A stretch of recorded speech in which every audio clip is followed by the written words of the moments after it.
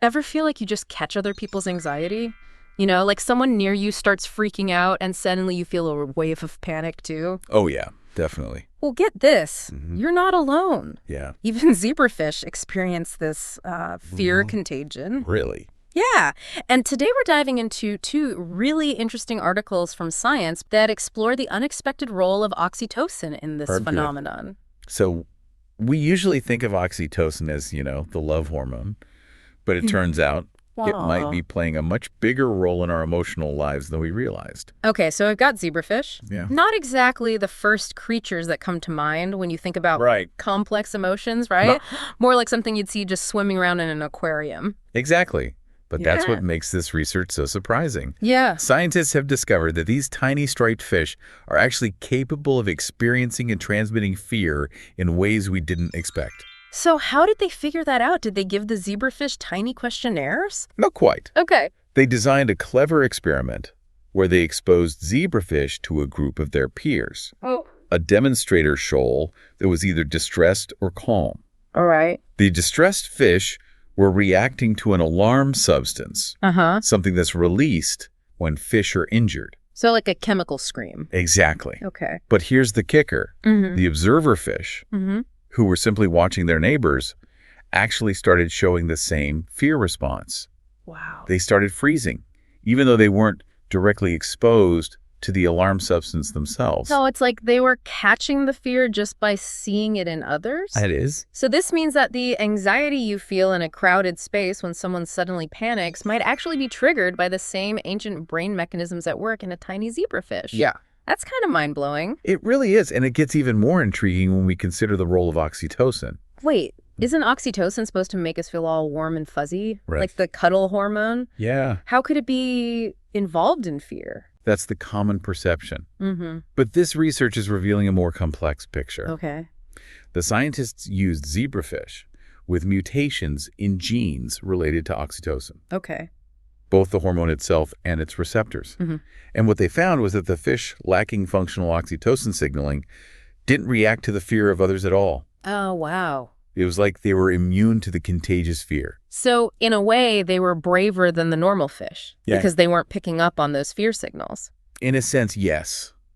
They weren't experiencing the same fear contagion. Okay. And to make things even more interesting, when the researchers gave those mutant fish oxytocin, Yeah.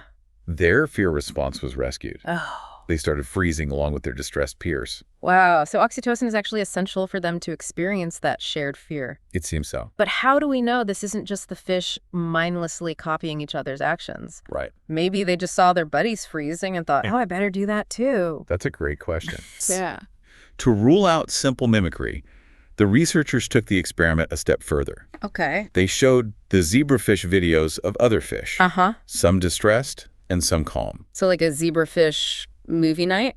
Pretty much. Okay. And they found that the normal zebrafish showed a distinct preference for the fish they had previously seen in distress. Interesting. It was like they recognized and remembered that emotional state. So they could tell which fish had been through a scary movie. Exactly. But the mutant zebrafish, the ones without functional oxytocin, Right. didn't show that preference at all. Okay, so this means it wasn't just a simple reaction to seeing another fish freeze. Right. The oxytocin was crucial for them to understand and react to the emotions of others, not just their actions. Precisely. And this brings us to the next fascinating layer of this research. Okay. What's actually happening in the fish's brain during this fear contagion? So they were looking inside the brains of these tiny fish.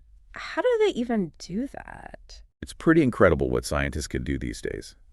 They use special imaging techniques to see which parts of the brain are active during different tasks or experiences. Oh, wow. And in this case, they found certain areas of the fish brain, the same ones that process emotions in humans, by the way, Really? lighting up during fear contagion. Interesting. But here's the key. This only happened in the fish, with functioning oxytocin signaling.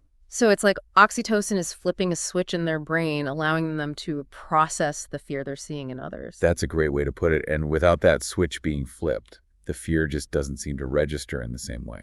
This brings up a really interesting question. Yeah. Why would we have evolved to be so sensitive to the emotions of those around us? It seems like there could be downsides to that, especially when it comes to fear. You're absolutely right. Yeah. There are definitely risks involved in being so tuned in to the fear of others. But if you think about it from an evolutionary perspective, there are also some major benefits.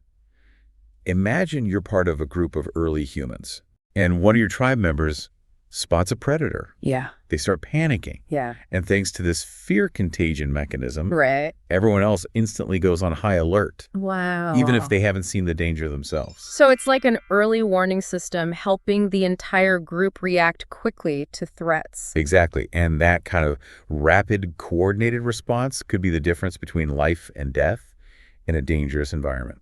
That makes sense, but what about positive emotions? Could oxytocin be involved in those too? Like, is that why laughter can be contagious? That's a fascinating question, and one that researchers are actively exploring. Okay. There's definitely evidence to suggest that oxytocin plays a role in a wide range of social behaviors. Right.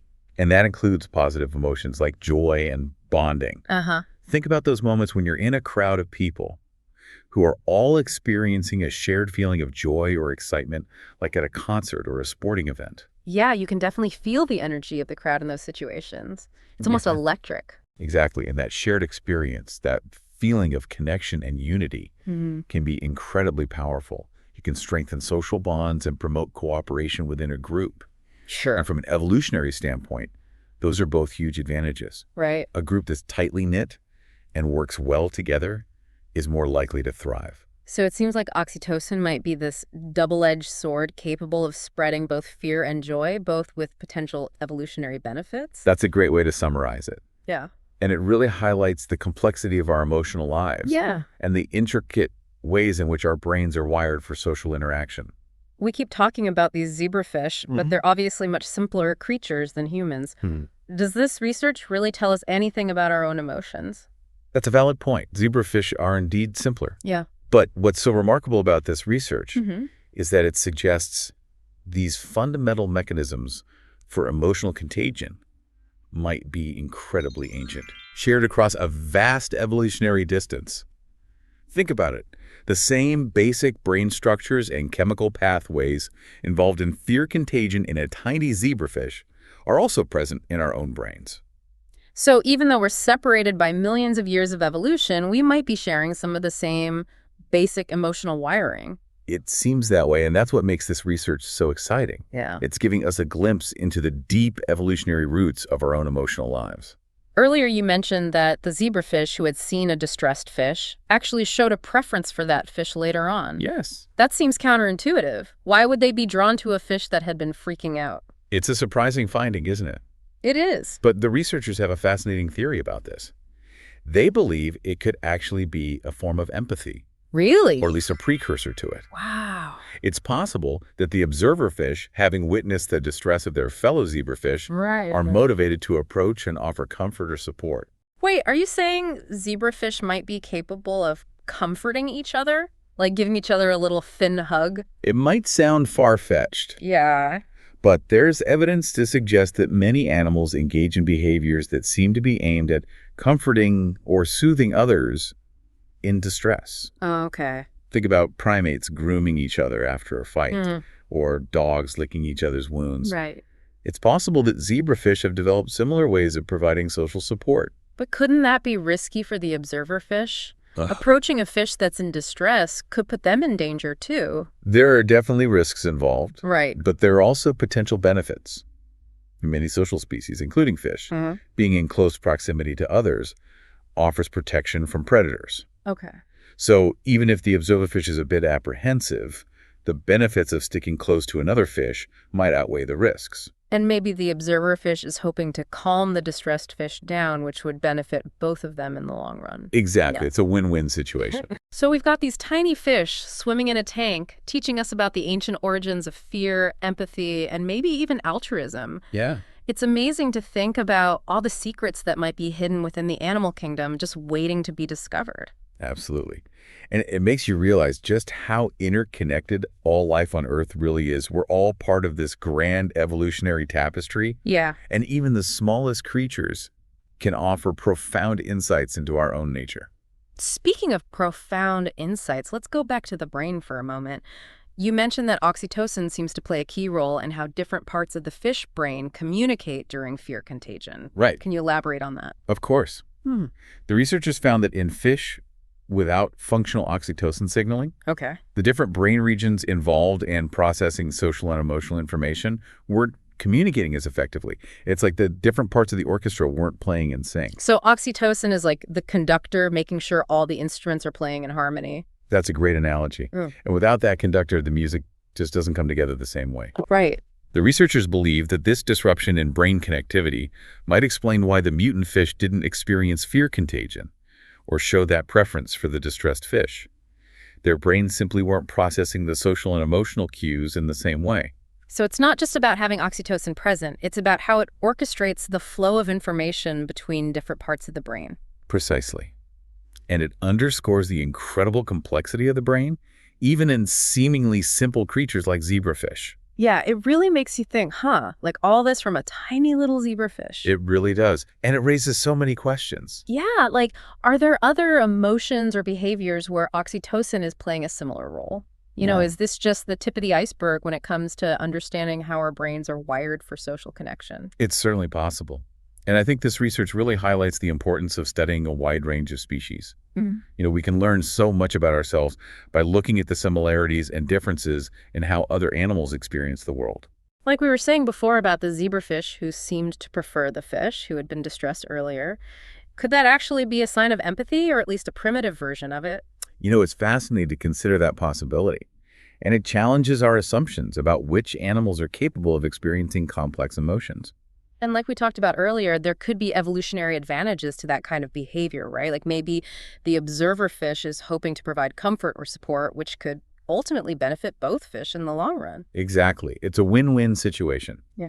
And it speaks to the power of social bonds and cooperation, even in the animal kingdom. I think it's amazing how much we can learn from these tiny creatures swimming around in a tank. They're giving us clues about the ancient origins of fear, empathy, and maybe even altruism. It really is remarkable. And it underscores the interconnectedness of all life on Earth. So next time you find yourself mirroring someone else's anxiety, remember, it's not just you. It could be millions of years of evolution at work, and oxytocin might be pulling some strings. It makes you wonder what other secrets are hidden within the animal kingdom just waiting to be discovered. Perhaps this deep dive has given you something to ponder. Until next time, keep exploring, keep questioning, and keep diving deep.